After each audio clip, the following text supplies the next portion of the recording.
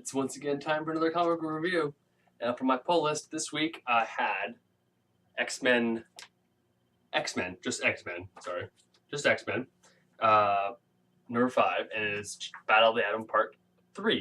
If you haven't seen my reviews of Part 1 and Part 2, I'll put them over here, Part 1 and Part 2, somewhere in this vicinity. Go click those.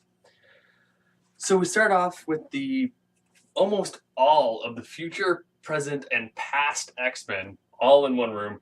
This story is going to be real hard to read, real hard to review. So we have all of them, and they're all talking to each other, and we get the biggest part of this part is we find out that Jean, the reason why she's wearing this mask of the guy who actually killed the present Jean Grey, the future Jean Grey, is wearing a mask of the guy who killed present Jean Grey, was that in the future, Jean's power is so strong that she can't tune out everything around her. So this helmet is like almost like Magneto's in reverse, where it lets her block out all of these things. And then Beast has some weird conversation with future Molly from the Runaways, and like almost kind of he's like hitting on her, which was really weird. But anyway, we flash over to Jean and Scott, who are on the run, and eventually we get a little awkward, like almost seeing naked of Jean when they're trying to change their clothes and stuff. And like Scott falls and pulls down this thing, and Jean's like, "Oh, hi Scott, how you doing?" I thought I laughed. So they have that little, and then they're off. Scott finds a motorcycle, and then they're like, "Hello, beautiful," then they go off. And we flash back to the school where they've left some of the X-Men. Past Beast. Hold on. They leave.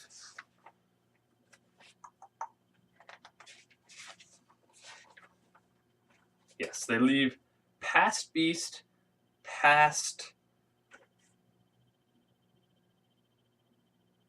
I'm not sure who that is. Past Beast, past somebody else, Kitty Pryde, and the Jean Grey's daughter. I can't remember her name. They leave them, and they're like talking about how awkward it is seeing your future self and your past self, your future and past mother, but not your current mother, and how awkward it is in eating Chinese food. I think that's the one thing I do like about this comic series anyway, is that there is a little break in the action where you get to you actually get like character development. So they do all this and they're talking.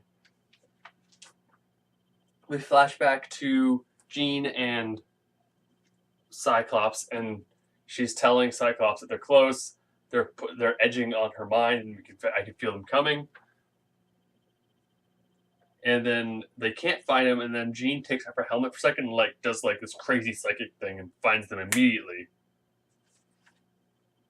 When we flash back to the school, I think the other person is Iceman. He just doesn't look all icy in this part. So we get Jubilee with Shogo. I love Shogo. He's so damn cute. And they could here, take this baby, and put it in Beast and Iceman's arms, and what do we do with a baby? And it's like Three Stooges, almost like, what do we do with this baby? It's hilarious. We go back to Jean and Scott saying they're close, we need to get out of here. And then Storm's like, boom, sucker. And they turn around and try to run, and then the X-Jet's over to, actually it's the Dove. They call it the Dove. And they're like, we need to get out of here. Scott, don't do it. And he shoots at the Dove. And future Kitty Pryde is like, Deadshot, take out the motorcycle. And it's like, done and done. Boom! And blows up the motorcycle. Beast grabs him off the motorcycle. Scott blasts. Does them I don't know how he didn't die, but he blasts him with the optic blast and takes him down. And they escape again. And they're all like, again? They escaped? And the comic ends with Jean and Scott in the water, stolen vehicle from the X-Men, and she contacted someone and like who would house us? Like, you won't like it, and then it ends. They come up on the island of the uncanny X-Men, Future Scott's team, which has to be awkward. Leaves you hanging, makes you want to read the next one. This is way better than number 2, I think. You get some comic relief, you get some character development, you get some action, exactly what you want in a comic book. So I would definitely give this an 8, maybe even 8.5. I definitely recommend picking this up if you're currently reading Battle of the Atom and you want to see what continues happening. Even if you don't, and even if you haven't read Battle of the Atom, they have a previously on, so you can catch up real fast. So yeah, that's about it. This is the Comic Book Addict signing off. Peace out.